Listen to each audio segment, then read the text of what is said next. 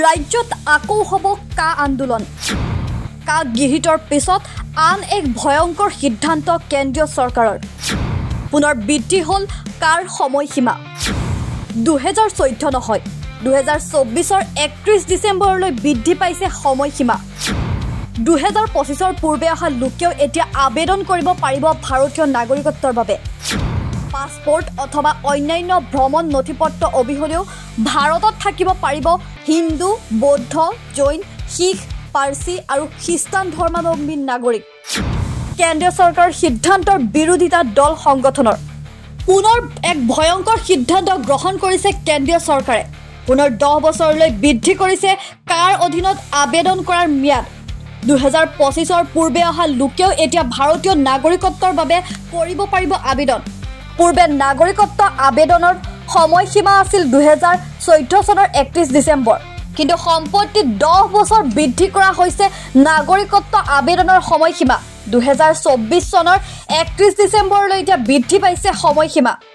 2024 31 ডিসেম্বৰ পৰ্যন্ত ভাৰতত প্ৰৱেশ কৰা মুছলমানক বাদ দি 6টা ধৰ্মৰ লোকে পাব এতিয়া ভাৰতীয় নাগৰিকত্ব ইমিগ্ৰেশ্যন আৰু বিদেশী আদেশ 2025 যোগে এই অনুমতি প্ৰদান কৰিছে কেন্দ্ৰীয় চৰকাৰে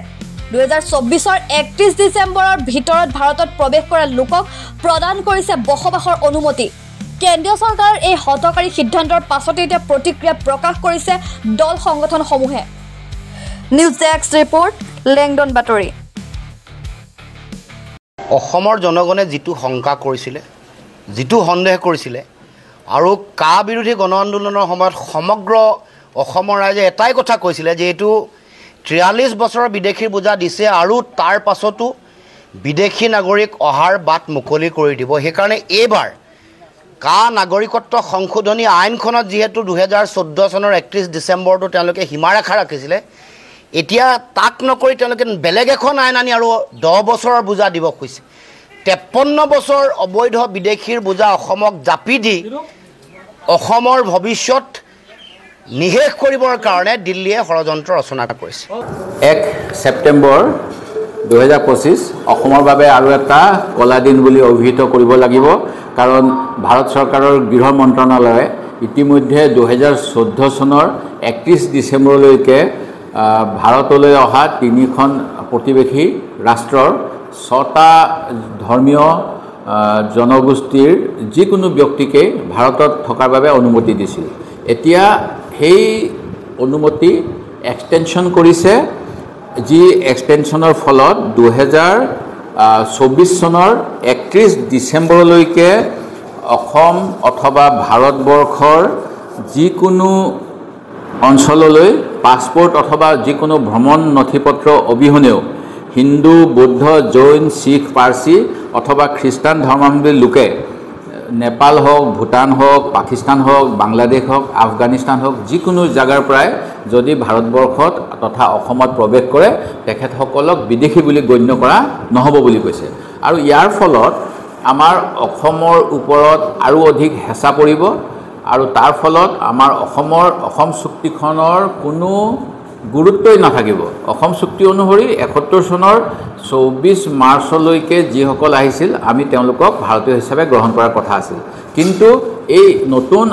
যি অধ্যাদেশ জাৰি কৰিলে নাগৰিকত্ব সংশোধনী আইন 2019ৰ বাবে তাৰ ফলত যোৱা 2024 চনলৈকে অহা যিকোনো মানুহে অসম তথা ভাৰতবৰ্ষত থাকিব পাৰিব আৰু ইয়াৰ ফলত অসমৰ ওপৰত যি হেঁচা পৰিব এই হেঁচাই অসমীয়া জাতিটোৰ প্ৰতি বিপদ আনিব আমি ইয়াৰ দুৰ্ঘোৰ প্ৰতিবাদ কৰিছোঁ আৰু মই আশা কৰোঁ নাগৰিকত্ব সংশোধনী আইনৰ সময়ত অসমৰ সকলো মানুহে মিলি যেনেকৈ ৰাজপথলৈ ওলাই আহিছিল এতিয়া সময় হৈছে নিজৰ ৰাজনৈতিক যি আদৰ্শ থাকক সেই আদৰ্শ বাদ দি অসমীয়া জাতি ৰক্ষা কৰিবলৈ সকলোৱে পুনৰ আন্দোলনৰ কাৰ্যসূচী ল'ব লাগে আৰু কেন্দ্ৰ চৰকাৰ অসম চৰকাৰক তেওঁলোকৰ এনেকুৱা অসমীয়াৰ বাবে যি এটা ভুল সিদ্ধান্ত কৰি অসমীয়া জাতিক ধ্বংস কৰিব বিচাৰিছে তাৰ বিৰুদ্ধে জনমত আৰু হেঁচা প্ৰয়োগ কৰিব ভাৰত চৰকাৰে জাৰি কৰা ইমিগ্ৰেশ্যন এণ্ড ফৰেনাৰ্ছ এক্সেম্পশ্যন অৰ্ডাৰ 2025 সদৌ অসম ছাত্ৰ সন্থাই ইয়াৰ বিৰোধিতা কৰিছো আৰু এই নিৰ্দেশ অসমীয়া জাতিটোৰ কাৰণে আৰু অবৈধ বিদেশীৰ বুজাত ইতিমধ্যে ককবকাই থকা অসমৰ দৰে ৰাজ্যৰ কাৰণে টেটু চেপাৰ বাদে আন একো নহয় কেন্দ্ৰীয় গৃহ মন্ত্ৰালয়ে যোৱা 1 সেপ্টেম্বৰ তাৰিখে ইমিগ্ৰেশ্যন এণ্ড ফৰেনাৰ্ছ এক্ট 2025 অধীনত এটা অৰ্ডাৰ তেওঁলোকে ইছ্যু কৰিছে, যি অধিসূচনাৰ যোগেদি তেওঁলোকে বহুখিনি নাগৰিকক, যিসমূহ নাগৰিক অমুছলমান নাগৰিক, বাংলাদেশ, পাকিস্তান আৰু আফগানিস্তানৰ পৰা অহা বিভিন্ন ধৰণৰ যিসমূহ অমুছলমান নাগৰিক, হিন্দু, শিখ, খ্ৰীষ্টিয়ান, পাৰ্চী, এই সকলো লোককে 2024 চনৰ 31 ডিচেম্বৰলৈকে তেওঁলোকে ভাৰতবৰ্ষলৈ আহি ইয়াত তেওঁলোকে চেল্টাৰ লোৱাত তেওঁলোকে গোটেই প্ৰক্ৰিয়াটোক আগবঢ়াই নিব খুজিছে। আৰু ইয়াৰ যোগেদি গোটেই প্ৰক্ৰিয়াটোৱে ভাৰতবৰ্ষৰ যিখন পূৰ্বৰ কা আইন তেওঁলোকে আনিছিল আৰু এই কাৰ বিৰোধিতা অসমৰ সৰ্বস্তৰৰ জনসাধাৰণে কৰিছিল, আৰু এই শেহতীয়া যিটো নিৰ্দেশনা, এই নিৰ্দেশনাই অসমৰ জনসাধাৰণৰ আৱেগ অনুভূতিক নস্যাৎ কৰিছে।